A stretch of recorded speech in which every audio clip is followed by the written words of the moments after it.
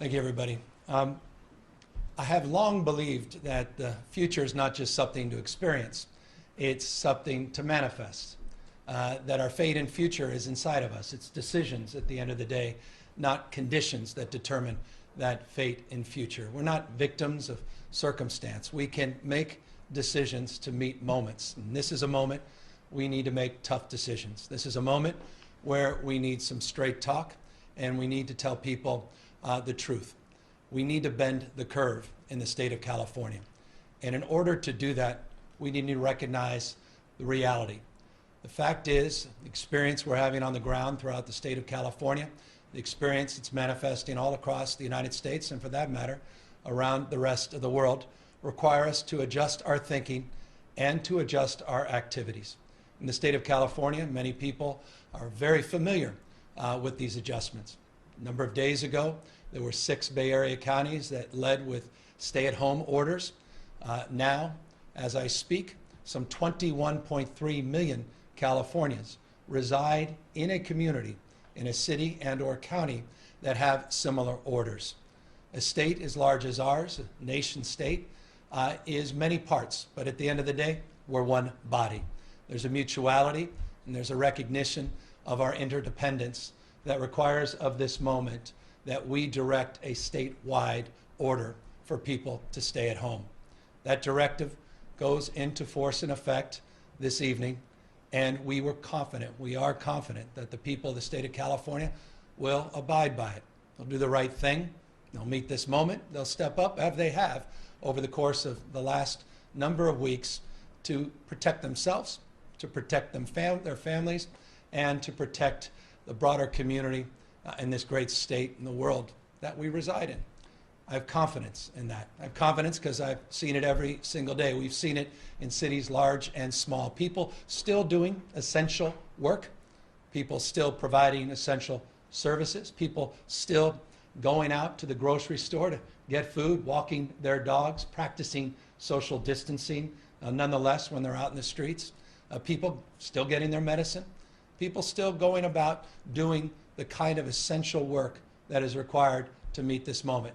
The order provides for all of that, just as these other orders that have been put into place in cities large and small across the state have afforded.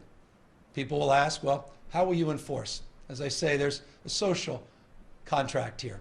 People, I think, recognize the need to do more and to meet this moment. People will self-regulate their behavior. They'll begin to adjust and adapt as they have been quite significantly. We will have social pressure that will encourage people to do the right thing, just a nod and look saying, hey, maybe you should reconsider just being out there on the beach, being 22 strong at a park. It's time for all of us to recognize as individuals and as a community, we need to do more to meet this moment. Enforcement comes in many shapes. You have a regulatory framework, you have licensing frameworks. I don't believe that the people of California need to be told through law enforcement that it's appropriate just to home isolate, protect themselves, go about the essential patterns of life, but do so by socially distancing themselves from others and do so using your common sense. Now, why is it important that I advance this new order? It's for the following reasons. We've been doing pandemic planning in the state of California for now over a decade. Now we're moving into application, implementation, and that includes the latest technology and data collection, the ability to work with artificial intelligence to mash that data up, to really look at trend lines before they become headlines. And what we're seeing, not only on the ground, but we're seeing through the data, is this spread continues at a pace that we had anticipated in a number of our models. Let me be precise. It's a number that we have been using for the purposes of guiding our resource delivery and guiding our decision making. We estimate in the United States, we've heard this number across the rest of the world, that people, 30% of the population, as high as 70% of the population, may contract the virus. In California, we've been working with those numbers.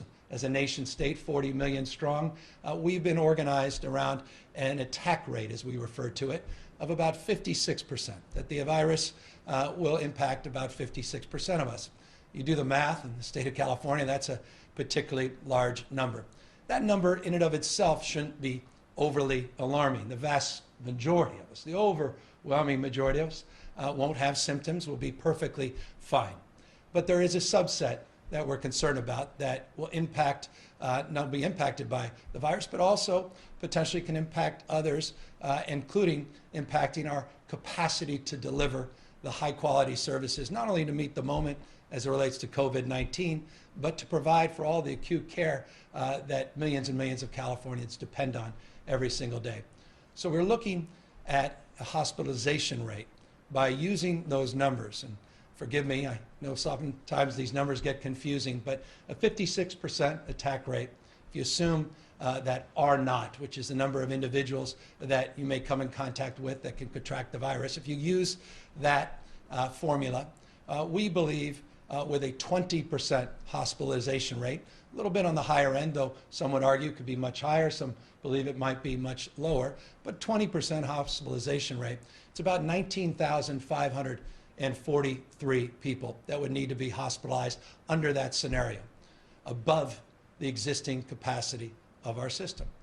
So that's the planning methodology we've been using. I'm being very straight with you. And these are numbers I can assure you governors, mayors, administration across the country are working with. But I think it's time to tell you what I tell my family, what I tell my wife, just as I did 2 nights ago when I told my daughter that I don't believe that this school year she'll get back into that classroom. And those are difficult conversations, and I know they're conversations you're having in real time, and you're having with one another as I speak. And I deeply appreciate the anxiety of these difficult conversations, but we must have them. But as we work through that planning process, 19,543 beds in our system, I'm able to look at our existing capacity. Let me be specific of what our existing capacity looks like. We have 416 hospitals in the state of California.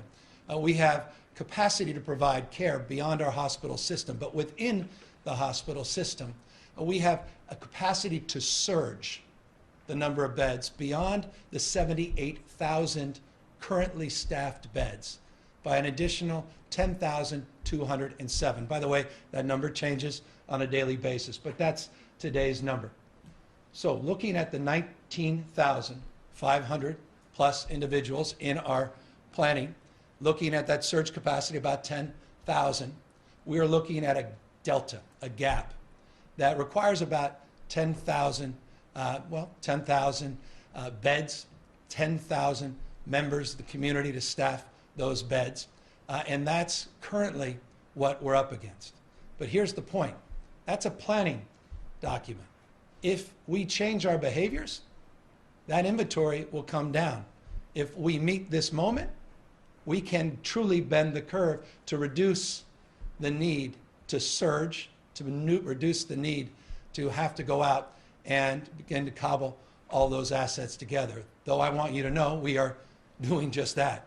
We always plan, we always anticipate. Let me give you some proof points. Today, we just secured a very large hospital in Northern California, Seton. It's now part of our portfolio, and we're going to populate that hospital as an example to meet the moment. Tomorrow, we'll announce a hospital in Southern California. That's 750 beds, those 2 hospitals combined. We start to stack this, 750 here.